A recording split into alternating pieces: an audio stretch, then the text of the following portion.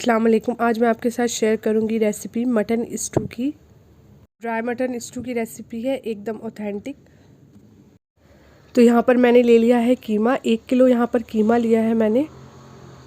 4 से 5 प्याज ले ली हैं लार्ज साइज़ की, उसको बारीक कट कर लिया है। और एक बड़ा टुकड़ा अदरक का लिया है, इसको भी बारीक चॉप कर लिया है। लहसुन, एक पूरी बड़ी लहसुन ली है जिसकी कलियाँ मैंने निकाल कर छील कर उसको भी बारीक सा कट कर लिया है। 3 हरी मिर्च ले ली हैं, इनको भी कट कर लिया है।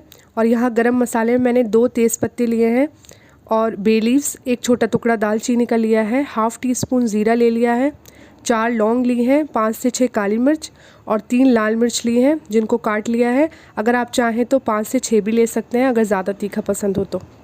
बर्तन को अच्छे से गर्म करने के बाद इसमें हाफ़ कप मैं ऑयल डाल दूँगी। यहाँ सरसों का ऑयल का यूज़ कर रही हूँ मैं, आप चाहें तो कोई भी तेल ले सकते हैं, रिफ़ाइंड या फिर घी भी ले सकते हैं। और जितने भी गरम मसाले हैं वो इसमें डालकर एक बार चला लें और साथ में ही इसमें प्याज भी डालकर इसको फ्राई कर लें। 2 से 3 मिनट को प्याज को फ्राई करना है और इसमें जो अदरक लहसुन हमने काटा था वो भी इसमें डाल देंगे, उसे डालकर भी फ्राई कर लें।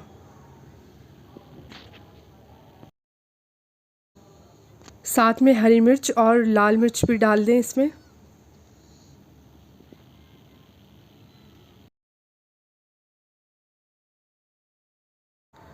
दो से 3 मिनट तक इस सारी चीज़ों को अच्छे से फ्राई कर लें।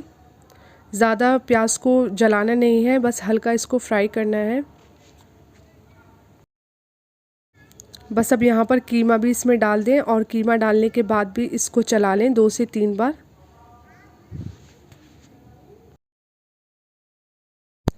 आप चाहें तो कीमा कुकर में भी बना सकते हैं।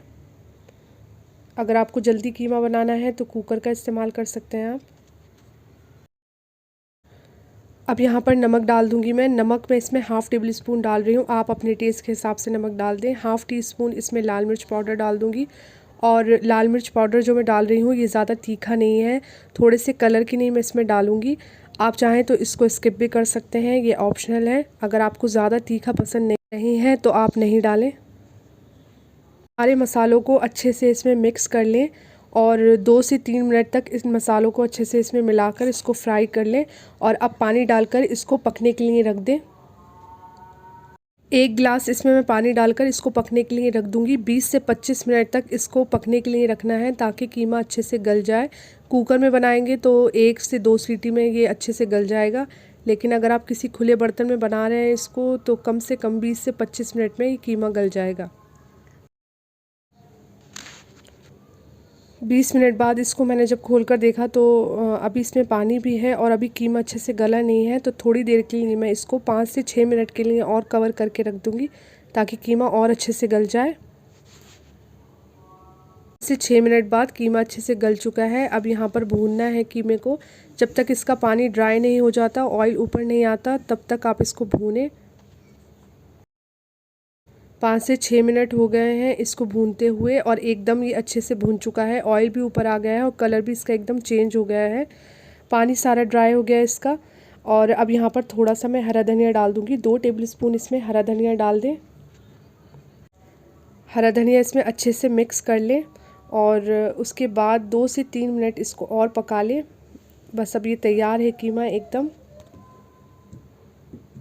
स्टू एकदम तैयार है और बहुत ही सिंपल और इजी रेसिपी, लेकिन बहुत ही मज़ेदार। इस रेसिपी को ज़रूर ट्राई कीजिए और अगर आपको ये रेसिपी पसंद आए तो मेरे चैनल को सब्सक्राइब कीजिए और वीडियो को लाइक और शेयर ज़रूर कीजिए। अल्लाह हाफ़िज़।